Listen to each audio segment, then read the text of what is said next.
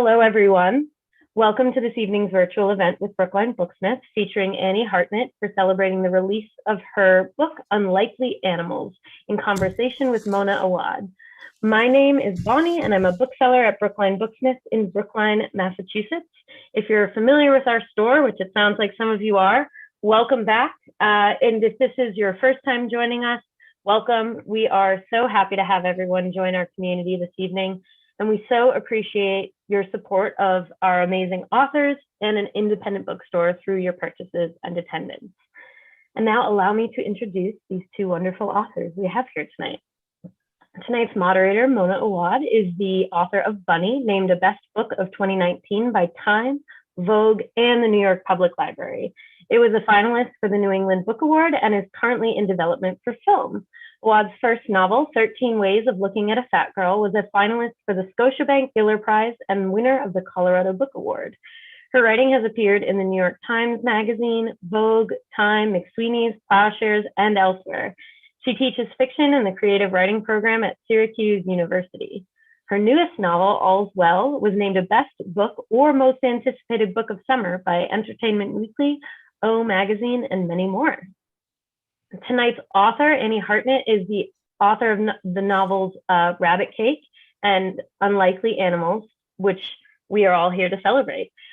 She has received fellowships from the MacDowell Colony, Sewanee Writers Conference, and the Associates of the Boston Public Library.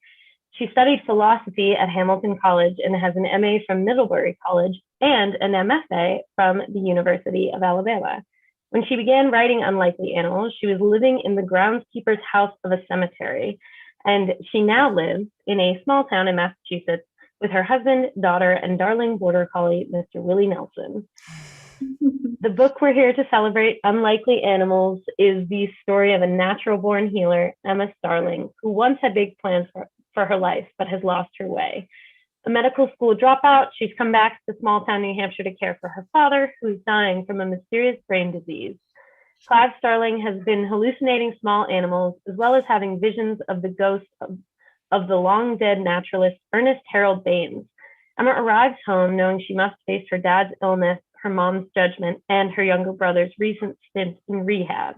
But she's unprepared to find that her former best friend from high school is missing, with no one bothering to look for her. Set against a backdrop of a small town in the throes of a very real opioid crisis, Unlikely Animals is a tragicomic novel about familial expectations, imperfect friendships, and the possibility of resurrecting that which had been thought irrevocably lost.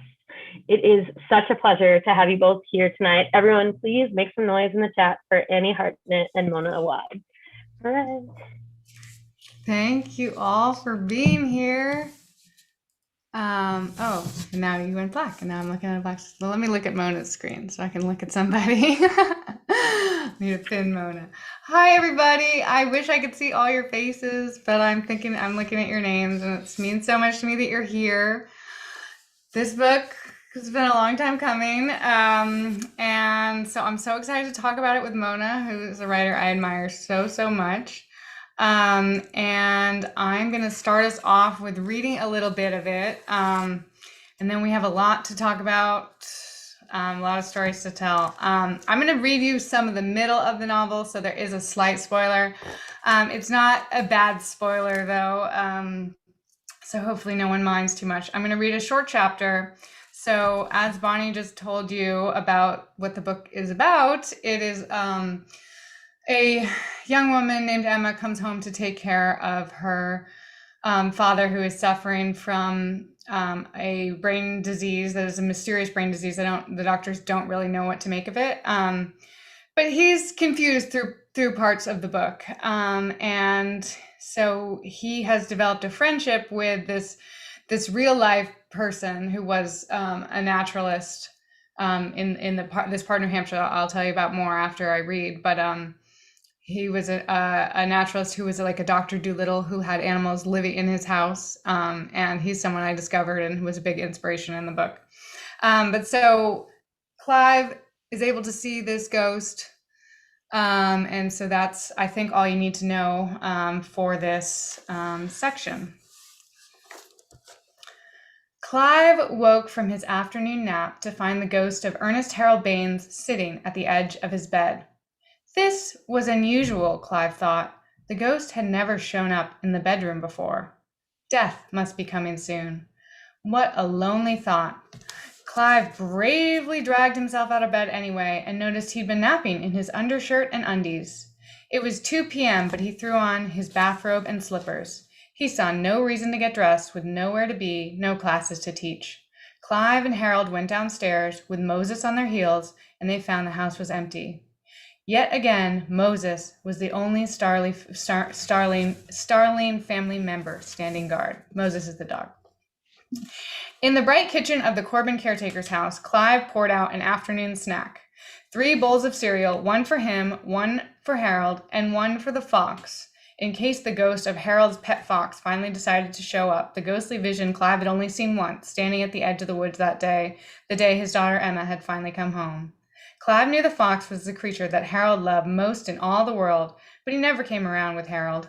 Clive was a little miffed by it. Still, Clive was glad his friend had some company, since Harold had said his wife Louise wasn't with him in the woods. She went to travel the world after his death, Harold had explained. She'd outlived him by many years. She'd been a successful photographer in Europe and had ended up buried in Nova Scotia. She'd always wanted to be near the ocean. It made Clive awfully happy he still had his own wife, to hear Harold talk about Louise. Clive went to put his cereal bowl in the sink, and he looked out the kitchen window onto the front lawn. There in the midday sunshine was a deer standing in the snow. I'm sure she'd like a snack too, Harold said. Clive agreed, and so he went out with a box of cereal. More corn pops from the starling's endless supply. When Clive extended the yellow puffs to the deer, he felt like he could read her mind. He felt he knew everything about her, how glad she was to see him. Now, most deer would have run from Clive Starling. He was wearing a bathrobe and an undershirt and what Clive students would call tighty-whitey underwear. But this particular deer was remarkably bold and had been fed by children before, had discovered the joys of the packaged foods available on the playground at recess time. The children at Dreamfar Elementary had fed this deer fruit roll-ups and peanut butter sandwiches, carrot sticks and Ritz crackers, and even, once or twice, a slice of ham. The children had the good sense not to feed the deer any chocolate items, since they knew that chocolate can kill a dog, so it could likely kill a deer too. So this particular deer, whom Clive Starling quickly named Bambi, as though he were a man with no imagination and not a professional poet, ate corn pops straight from Clive's palm. That tickles Bambi, Clive said. The deer had whiskers underneath her jaw. Clive Starling reached into the cereal box again. Boy, did he feel like a friend to all animals at that moment. He was inhabiting the spirit of the noble Ernest Harold Baines. If there is only so much life left in this skin, Clive thought, I am glad I've had this experience. And he looked the deer over lovingly. It was only then, he reported to everyone later, that he noticed that the deer was speckled with some kind of pearlescent paint. This deer, his Bambi, had been shot, but only by a paintball gun. Clive had heard about this, why someone would do this. The high school kids were into night hunting or flashlight hunting, which is illegal because a deer will freeze when you shine a light at it, and that unfair advantage makes it poaching, not hunting. The high schoolers had started shooting deer up with glow-in-the-dark paint in the hopes that they wouldn't have to use flashlights to find the deer at night. Let's get you cleaned up, Clive said to Bambi. I'll get a wet towel. And then Clive realized this was the ultimate test. Ernest Harold Baines had not only fed wild animals, he had lived with them, invited them into his home. Clive did not stop to think of any of the consequences, what his wife might say. Clive didn't think of Ingrid at all as he lured the deer into the house, one corn pop after the next corn pop. He walked backwards, and soon they were up the 4 porch stairs. Bambi took the stairs one by one, like she'd been walking stairs her whole life, and soon they were in the house. Poor Moses ran upstairs to hide. Clive and the deer were in the front hall. Then they were in the kitchen. Bambi was standing in the kitchen. Bambi's back was as tall as the countertops. It struck Clive only then how large this animal was and how hooved. What the fuck do I do now, Harold? Clive asked the ghost, but the ghost was not around. Ernest Harold Baines was no longer at the kitchen table, and Moses was nowhere to be seen. And then Clive remembered that he had to wash the paint off the deer. He poured the remaining cereal into a bowl and left Bambi munching it away as he went upstairs to get a towel and some paint removing supplies. In the bathroom cabinet upstairs, Clive found the thing he was looking for: nail polish remover with acetone. He knew that this was the best thing to remove paint quickly. His wife had taught him that much. He splashed acetone onto the towel and went downstairs toward the deer, the open bottle in one hand, the towel in the other. He wanted to clean her up quickly while he still had cereal left to feed her. It might have all worked out fine, but Bambi had lived long enough to associate certain smells with fear and otherwise bad feelings. What Clive Starling did not know, because he was not a gunman, had never been a gunman, was that acetone is often used in a homemade mixture to clean your gun. Many hunters in New Hampshire used a homemade mixture, and Bambi knew the smell of acetone. Clive could tell, as soon as he was face to face with her again, what she was thinking and that he'd made a major mistake. In the sunny yellow kitchen of the caretaker's house of the Corbin mansion, Bambi went berserk. So I'll stop there. That's the whole chapter. So great. Oh my God. So honored to be here with you tonight, the night before your pub day. I adored this book. It was wonderful. It was just so funny, so charming, so transportive and beautifully imagined, and also very moving. Thank you. I think all of you will just love it so much. I am gonna talk with you for a while, and if any of you want to drop questions in, I'll come to your questions at the end. So just drop your questions in the Q&A box, and I'll definitely get to them. But first, I want to ask Annie. This novel has such an interesting origin story. Do you want to talk a little bit about your inspiration for the novel? Yeah, I'll tell you the inspiration story, and then I'll show you a few pictures even, because great. We can do that on Zoom. I don't even have to worry about a projector. So I was writing a book so I went to an MFA program at the University of Alabama. And before I left that program, I had a professor who gave me some advice that he said, before you leave this program, and I was in the middle of writing Rabbit Cake, set it aside for a couple weeks and start something else, because he saw so many MFA writers just work on their thesis for years after graduation and then sort of never move on and never write anything else. And I have heard that is a common problem. So I thought in some ways it's good advice. I mean, it is good advice.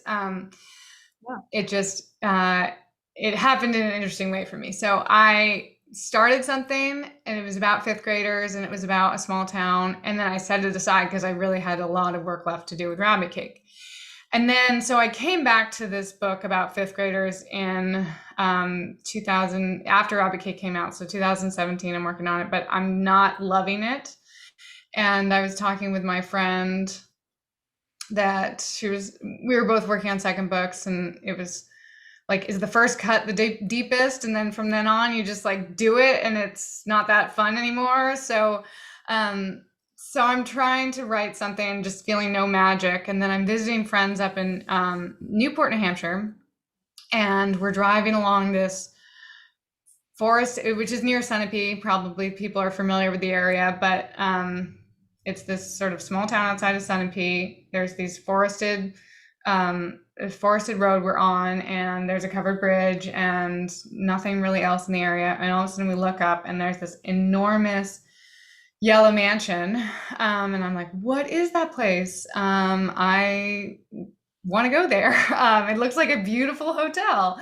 And my friends had just moved there and they didn't know. And then there's no trespassing signs all around it. So I'm like, well, it's private property, and it's just a huge mansion. There are no other mansions around. So I Google huge yellow mansion, Newport, New Hampshire, when we got home, and found out that there was this robber baron who had moved, had retired. He had been born there and then went and made his millions in like all these different horrible ways. Came back, and this I don't know if it's true or not, but I love this part of the story. So there is a story that says that he knocked down the house he was born in, except the room that he was born in, like where he was birthed, and then built the mansion around that, which I think is like so creepy and amazing. And then, so he retired there. And then as his retirement project with all his millions and millions, he bought up and bullied some of these farmers off the land, 60 farms, and fenced in 26,000 acres and brought in animals from all over the world. And probably everyone who is already here tonight, whether we know each other in person or you've just read my first book, you know I love animals. So I was so interested, but I don't write historical fiction, and I don't really think I would be good at historical fiction because of the sort of tone of the jokes I like to tell. So I had no interest in really writing about it at first. I just wanted to know more about it.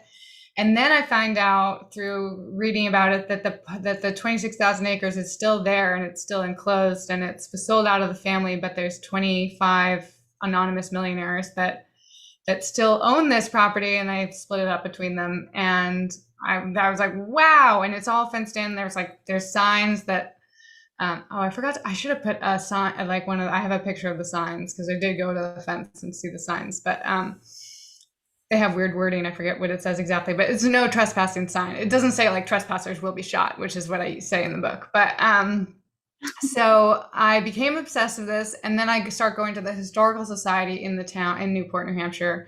And then I find out from that, while I'm sitting in the attic up there just researching, Ernest Harold Baines, this person who was he was the naturalist for the park from 1904 until his death in 1925, and he and his wife lived at the edge of the park, and they had wild animals living in their house. They had a fox who is the most important character, most important animal in the book, in my book, and then a bear. They had a bear named Jimmy, and they had coyotes, they had timber wolves, they had deer, they had lots of songbirds, just sort of flitting in and out of the house, I think. And he could go up to a skunk and take the baby and give the baby back and like cuddle the baby of this, and nothing would happen. That was how this guy was apparently born with this gift. And he was very charming and very handsome. And so I'm researching all this, but I don't really know what I'm going to do with it because I'm still writing this book that's set in 2014 and is about a town and fifth graders. And then actually someone said to me, well, if you're writing about brain diseases, often in my Lewy body patients, someone who worked in like a clinic like this, they hallucinate small animals.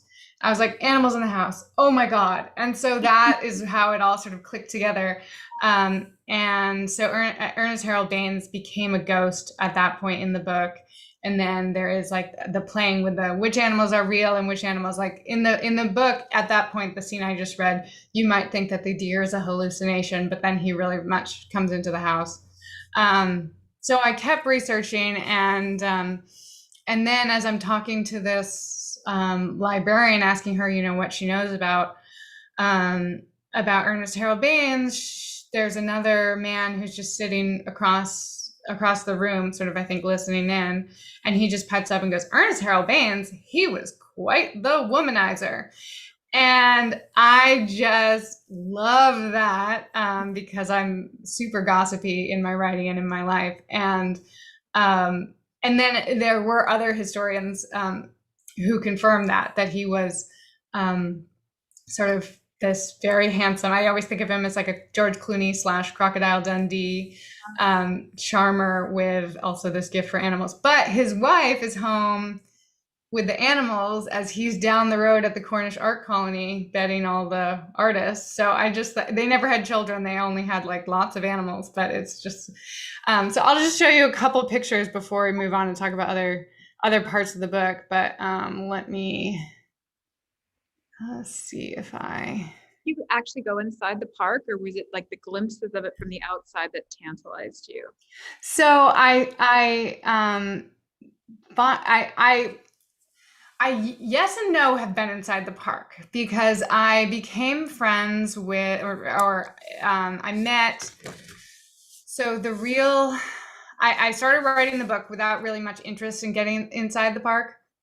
And I started writing this without ever hoping or thinking I would get inside the park. And then I made a friend who connected me with the guy who lives in the real Yellow Mansion, and so he invited me to come talk to him because he heard I was writing about Ernest Harold Baines.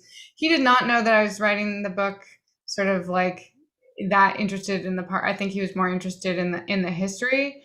But so we got to know each other just a little bit. And then I did go to his funeral, which was in the park. So, but it was not deep into the park. It was just sort of like you go into the gates and there is a like sort of a welcoming area. I really just want to like, see the whole thing, but I was both like, he was very nice and helpful to me. So I wanted to go to his funeral, and then also I couldn't resist getting a glimpse of the park. So magical in the book. Yeah. And in some ways I never want to go inside, although I can imagine what's inside. It's just a lot of nature, which would be magical because it has been fenced in for 130 years and nobody's touched it really in any way and there's 2 ponds in there and 2 mountains. There's just a huge amount of space that has been like really untouched, and even in a way that like national parks aren't. Those are trampled all over. So you know what? I am the worst at Zoom. But here, can you all see this now? Yeah. I really was supposed to have my husband on hand so he could do all that. I've made like one PowerPoint in my life, and that you're looking at it. So this is the view of the Yellow Mansion that I saw. Okay. And so this is an aerial view, which is a picture I did not take, but this is how enormous it is in sort of. And then these are a couple, I'll just go through them quickly. Pictures of Ernest Harold Baines and the Sprite. A lot of these are in the book, so I was able to, because they're all in public domain and recently in public domain, only 2 years ago, I was able to put both his real writing. So the book is 2014, but then I was able to use his real writings as like texture throughout the book, and his real photographs. He's such a hottie, and there's a blue jay on his shoulder. There's his bear. Great picture. Yeah, he's amazing. And there's his bear in a canoe, which I love. There's his wolf. He had 2 wolves, Death and Dauntless. Oh, that's wow, that's real. They get into trouble. So there are the stories of some of these animals. There's way more animals than I could fit in the book, but there's a chickadee and him eating a sandwich. And his wife took all these pictures. So she outlived him by a long time and went and was a photographer. Oh, wow. And there's him cuddling the fox. This picture is not in the book.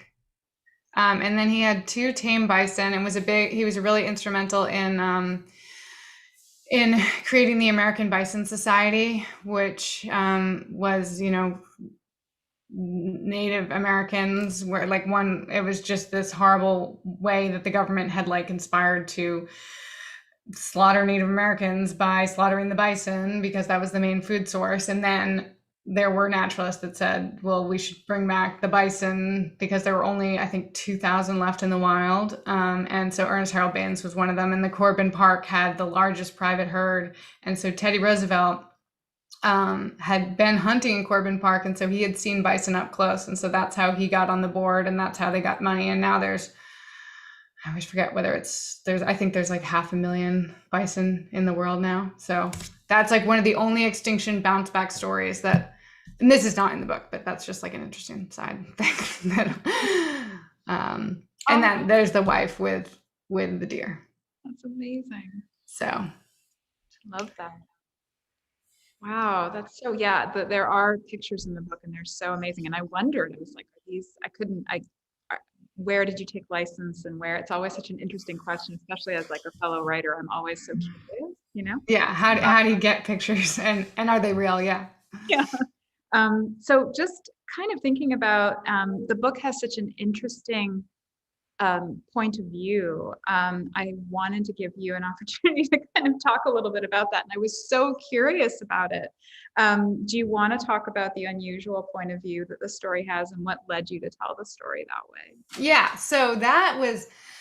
Okay. I always tell my students, like, follow your obsessions while you're writing. But if I've got all these different obsessions, I'm like, how do I write a book?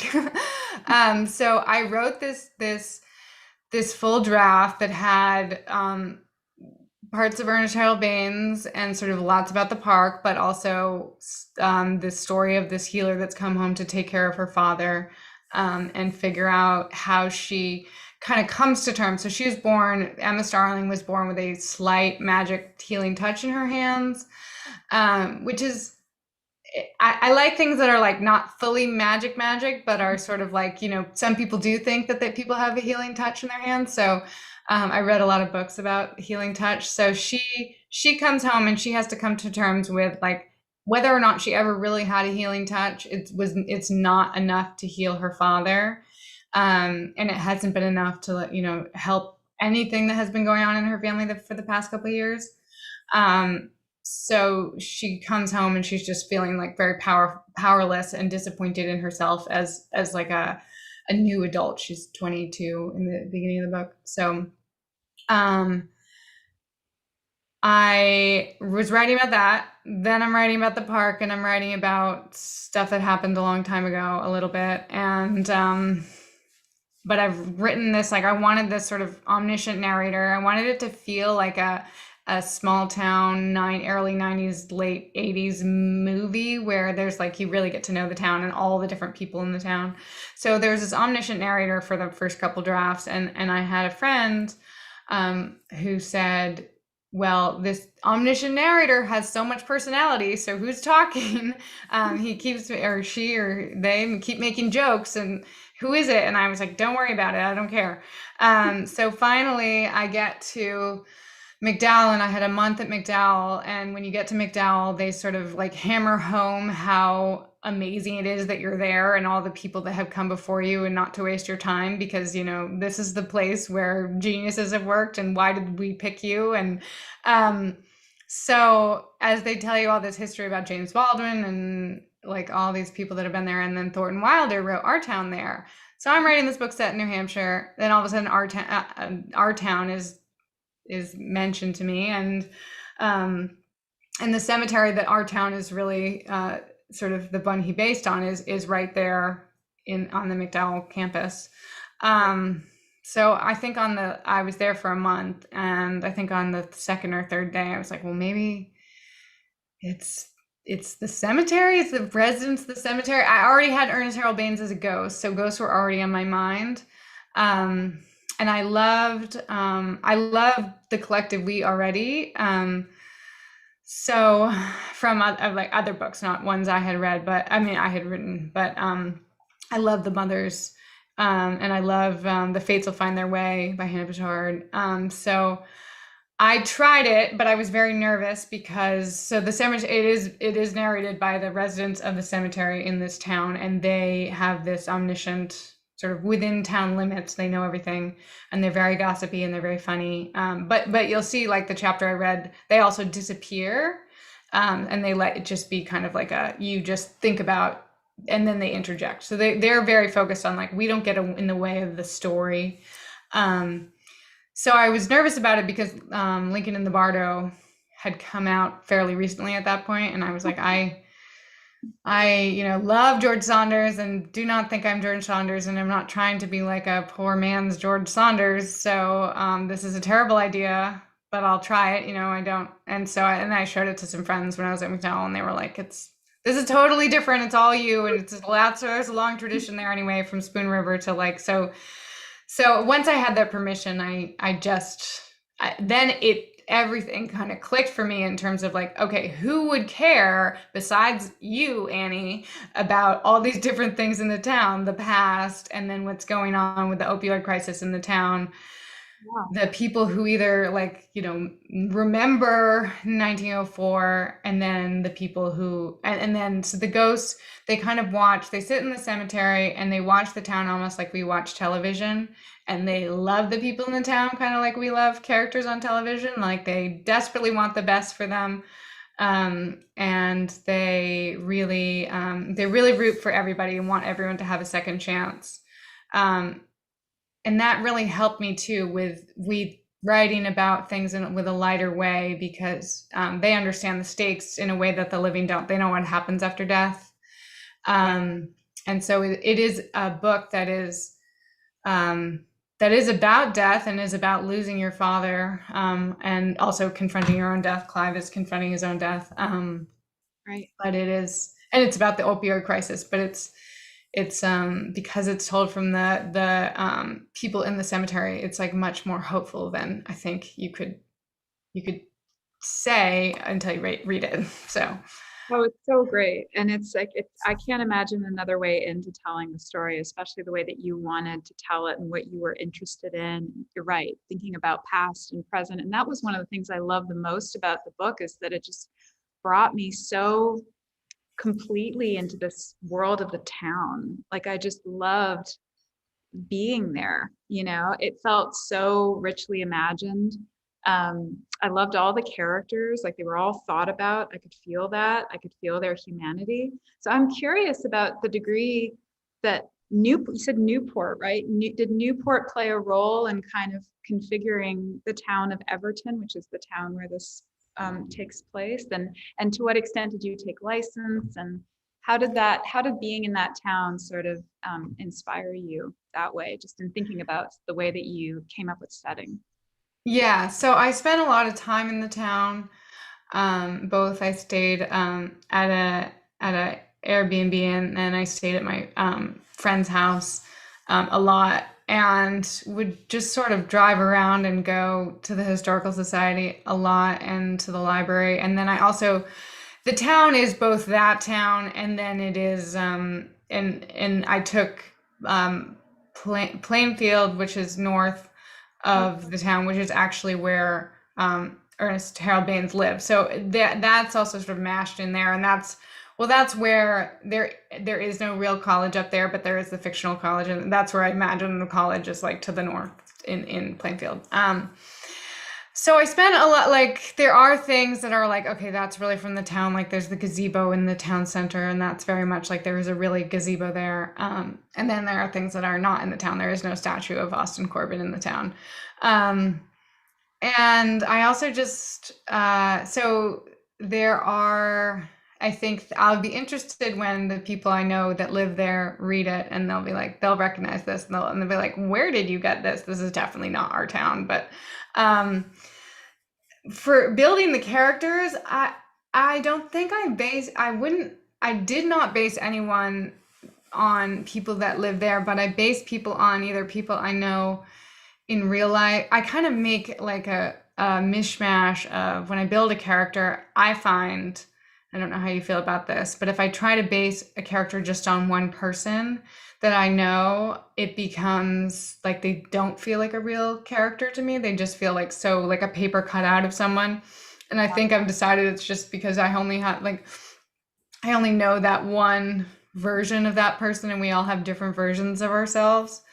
And so the dad in the book is the one that I say is like based on a couple people that is more clear to me on who I based. So he is partially my dad, because he's sort of a big, loud personality, and it's sort of like it's hard to imagine the family without him. And that is a big thing in the book, is like, what do you do when this person is gone, when he's such a huge presence? But then he's also based on, so Clive is a poetry professor, and he's based on both some poetry professors that I've had, and then my friend growing up had her father is like a sort of eccentric environmental studies professor, and he like was a big part of my childhood. And so there are things that he did that are very much like Clive-like. But then he's also based on, like, even taking those two people together, they're really different men. I couldn't create like a full person, so I always take often a couple people from pop culture, because I really love pop culture, and so so it's those two men that I really know, and then Willie Nelson, and then Ozzy Osbourne from Black Sabbath, which in the book he is Clive is a poetry professor who's in a cover band for Black Sabbath, and the band is called Blacker Sabbath, and so now I always say Blacker Sabbath when I mean to say Black Sabbath. He's my favorite. I loved Clive so much. He's such a great character. He's so funny. And so yeah, he's my favorite character. I mean, that's why I think I chose to read even though I hate giving spoilers, so I usually just read the beginning, but no, I think you gave like just the perfect like taste of it. Okay, so I wanted to ask you about humor, because the book is so funny. I mean, it deals with some really heavy topics, addiction, the opioid crisis, illness, death, loss. But there's also so much humor, so much lightness and delight in the book.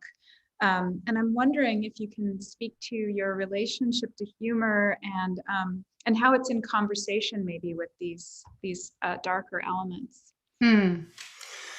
Yeah, so humor for me is how I deal with everything. It's like sort of, and I think that in my family generally, it's just like, things are going to be okay if someone is making a joke, even at the worst moments. That's how, and a lot of families are like that, that's the way we sort of make it through. And I think also for me, one thing I like about writing is I have two brothers, and especially my younger one is very in your face funny.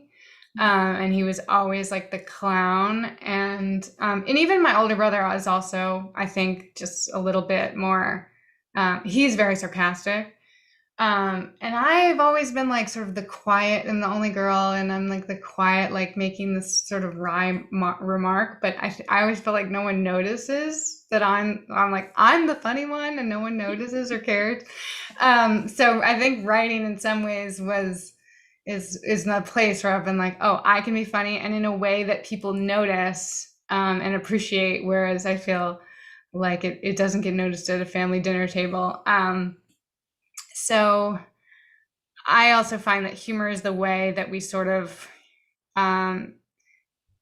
humor and then leaning on your family and your community are the way that you kind of are able to get through things that are really terrible. So it is something that kind of comes naturally to me in my writing, that I always want everyone to be okay.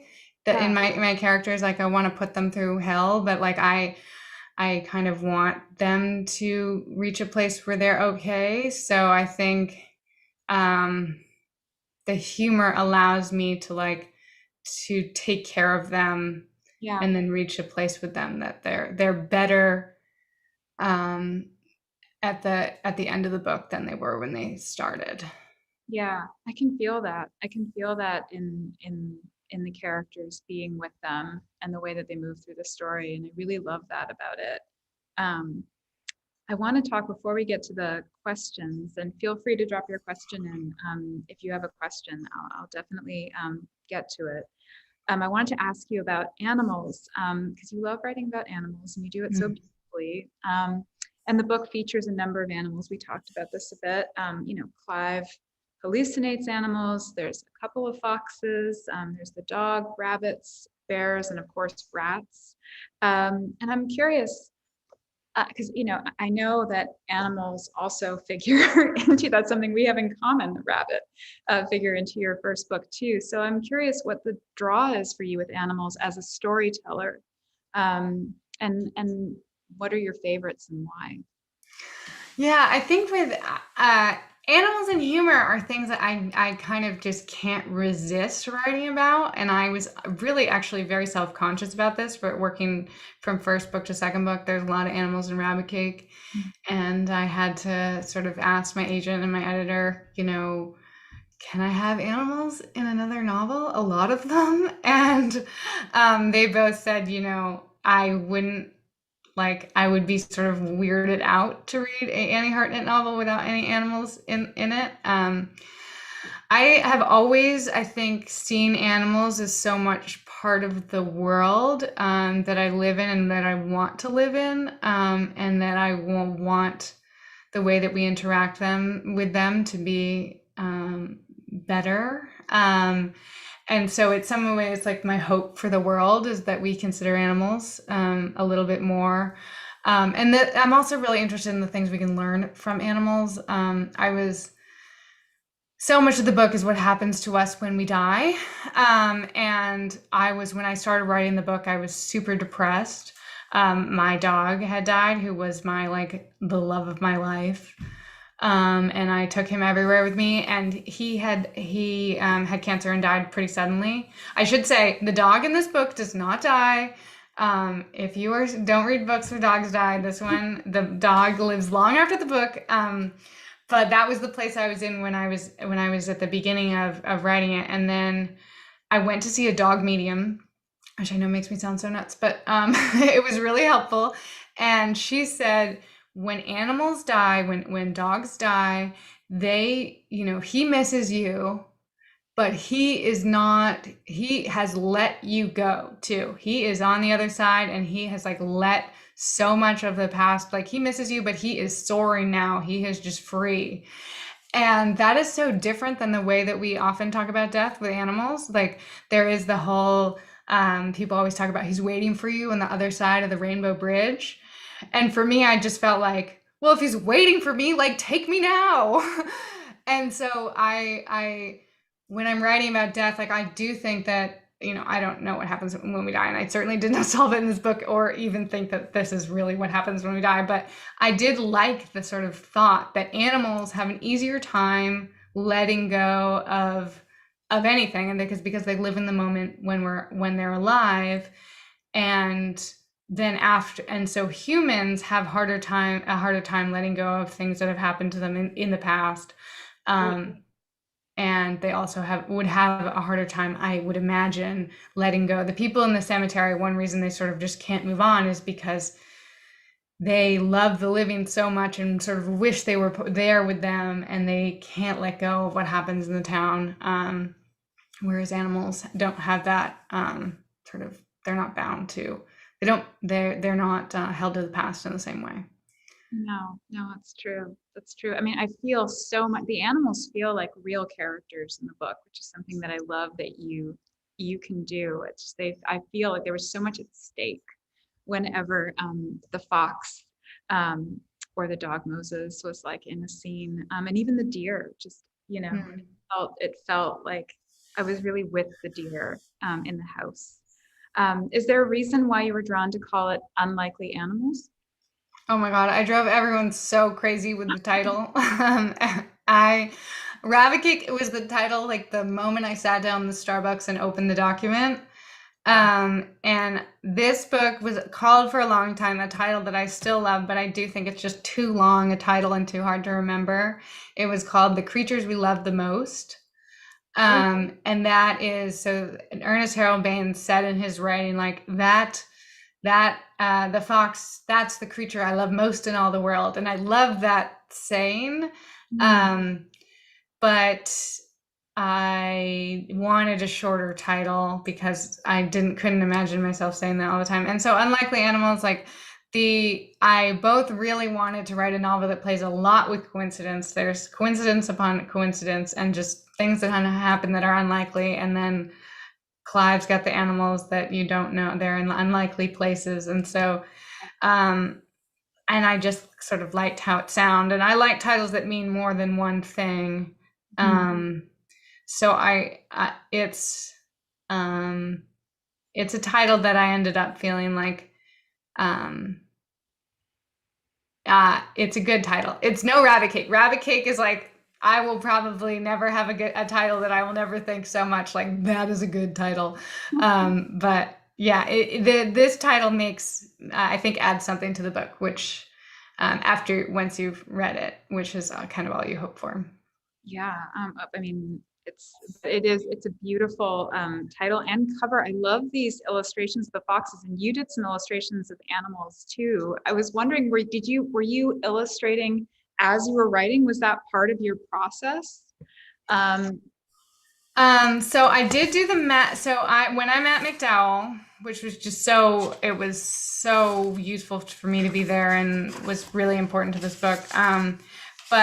And so if anyone wants to come to tomorrow's event too, I'm talking to Amy Kurzweil, who is a New Yorker cartoonist and she's going to do a demonstration. So she was the one who, I was super into drawing in high school. And then my high school art teacher said, Annie, you're much better at writing than you are at drawing.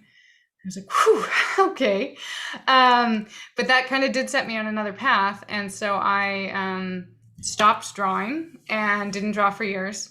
And then but I always liked it. And my dream was to be a cartoonist. And so I met McDowell, and you get to sort of have dinner every night.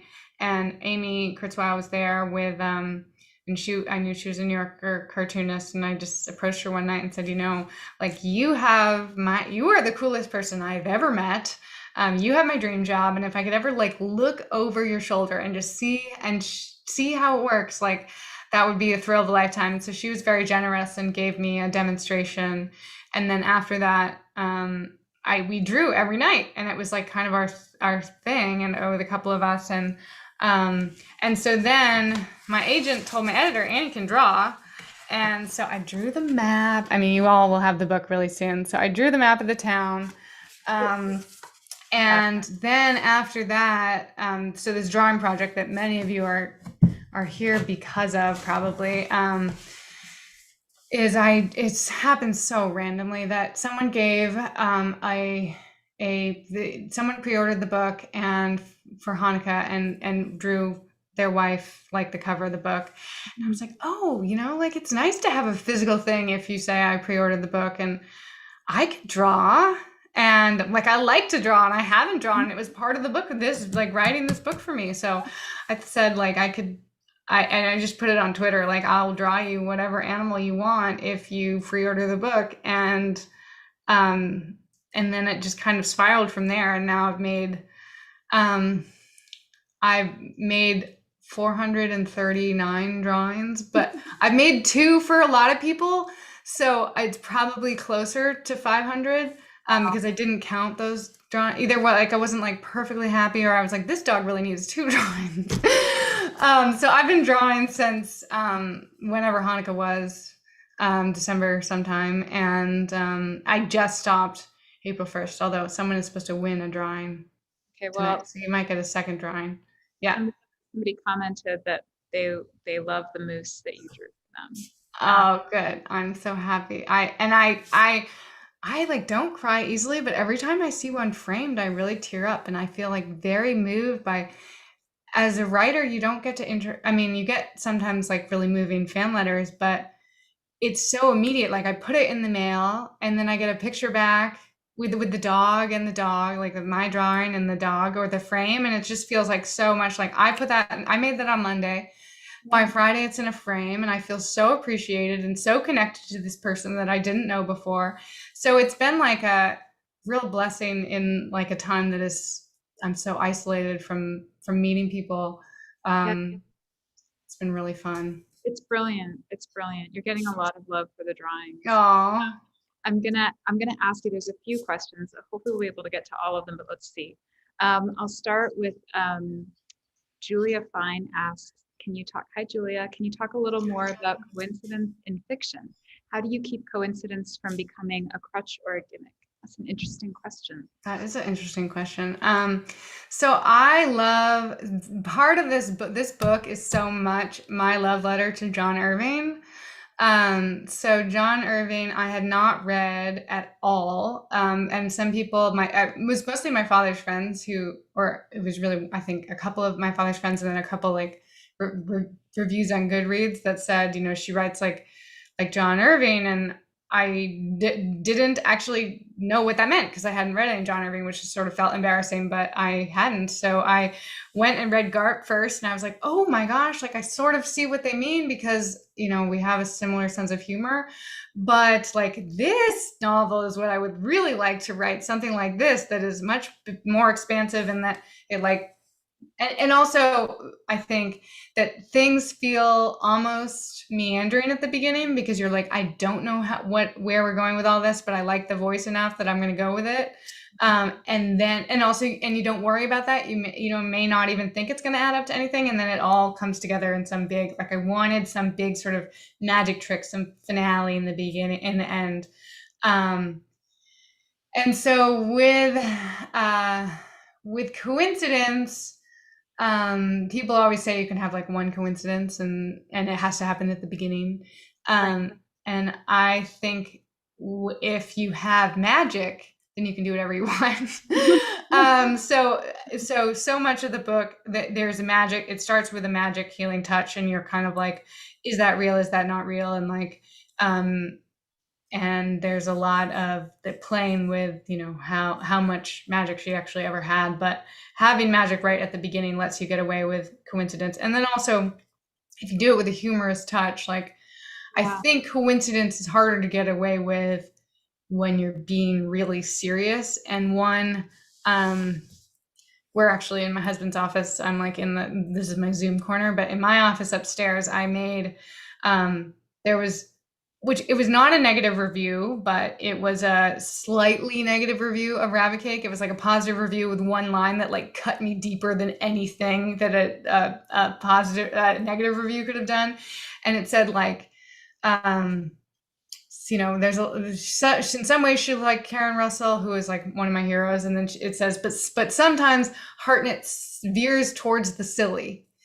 And that was like, you know, cut my head off and just leave me to die, because I do agree with that. And to see it like pushed as a negative instead of like, this is the silliness is something that makes her stand out or like is a good thing. And so for a while I thought about it, and it because I agreed with it, it hurt me so much. But then I was like, well, why is that a bad thing? Why can't silliness be a good thing and be something that, you know, that some other writers who maybe like me in other ways don't do. So I had a plaque made, and it goes right above my desk, and it says veer towards the silly. And that was like one of the things that I used for this book, that was like, don't be afraid of being silly. And so there's a lot of physical comedy. There's a lot of like, this happens in this, and that's a John Irving thing that, like, you know, he has like the elephant step on the mouse, and then the mouse, you know, causes something that happens in another country. And that for me was a great pleasure, to make these like sort of set pieces where one thing causes like a huge domino effect, and then everything goes awry. So that's how I deal with coincidence. I don't know if that really answers it, but no, it's great. It's very fairy tale, the whole thing. Even just the idea of like veering to fairy tales, and they have so much depth and complexity, all veer towards the silly, you know, all about embracing that, you know. Okay, so there are two questions. I just want to get to this one before we end, because there's two people who kind of asked similar questions here. So curious if Annie has a favorite of the cast of Cemetery characters, and so curious about how you came up with all of them and track their deaths and opinions. And just adjacent to that is this question about it too. How did you decide on the characters in the Maple Street Cemetery? Did they come as you were writing before? Yeah. Well, and the characters. So I walk around in cemeteries a lot. And in my old house in Providence, I lived right across from a cemetery. Because I lived in that cemetery in Alabama, I lived like in the groundskeeper's house. I'm very comfortable and drawn to cemeteries. I wish you could always walk your dogs in them. That's the only thing I don't like about them. That sometimes a lot of places you can just ignore the no dog signs, but some places they have people that really enforce that. And fancy cemeteries, Swan Point in Providence, do not take your dog there. They will gun you down. So I walk around and I imagine the people that lived, and I think because I lived in the cemetery and became so familiar with the stones that the names and the dates as like they become part of the name. So that's sort of not exactly the question, but it's that was how I started using the dates and the names along with. Do I have a favorite of the?